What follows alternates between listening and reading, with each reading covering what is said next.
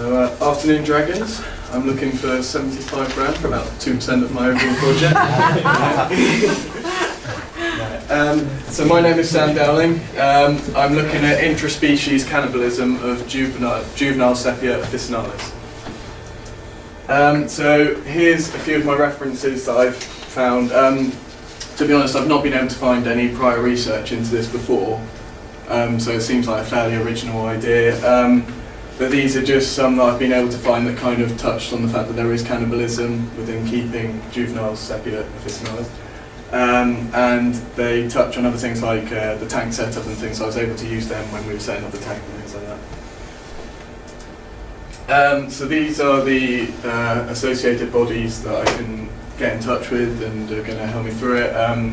Planning on getting in touch with the National Marine Aquarium. Hopefully they can send me some stuff that they've got on keeping their juvenile cuttlefish, as well as the Blue Reef Aquarium, who actually donated them for us. So I can get information from them and incorporate it with my research that I've done. It will just make up more that I can find, because obviously I'm quite limited with, well, we started with 11, we've now got 8, so obviously quite limited on how much I can gather. So we've got a 2-metre tank that we've set up and sorted. It's about 35 parts per thousand for the salinity, which is it's about intermediate on their natural environment. It ranges between 33 and 37 roughly. So as I said, 11 went in originally, and they were started on feeding once a day. But towards the end of that week that we started feeding them on once a day, we noticed that when we came in to feed them one morning, the largest of the cuttlefish was acting a bit different. He was staying in his cave, he wasn't chasing the live mysis that we've been feeding them. So upon closer inspection we noticed he had a small cuttlebone in his mouth. So we knew there was something going on there, so it was kind of the start of my project, so it has actually already started, the data gathering. It didn't eat for the rest of that day because we tried feeding it and it just wouldn't eat, so again that night it ate another one of the little tiny ones. So at that point we thought, right, we need to up the feeding to twice a day. So we started them on twice a day and they're growing rapidly, but the second weekend that we left them, he ate another one, unfortunately.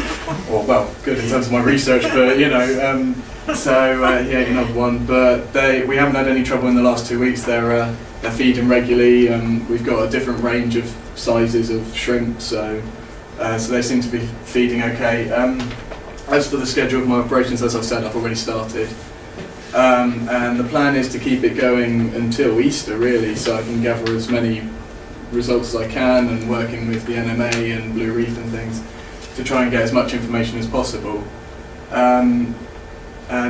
So yeah, we'll be going to Easter. Obviously there's other projects running along with the cuttlefish. I've got to take that into account and add it into my research, but that could help and find some interesting results, so that's good.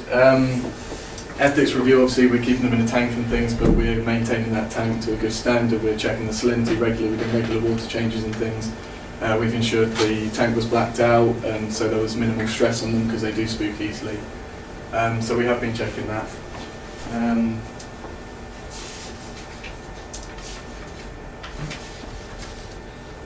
My contingency plan is going to be looking at these fantastic beasts, the Mola Mola.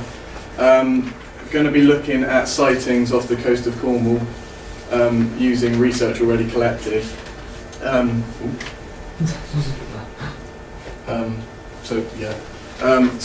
then checking against weather fronts and currents and different physical attributes like that to make sure that, well, just to look at the amount of sightings and if they're affected by physical factors like that. Anyway, thank you for listening. Are there any questions?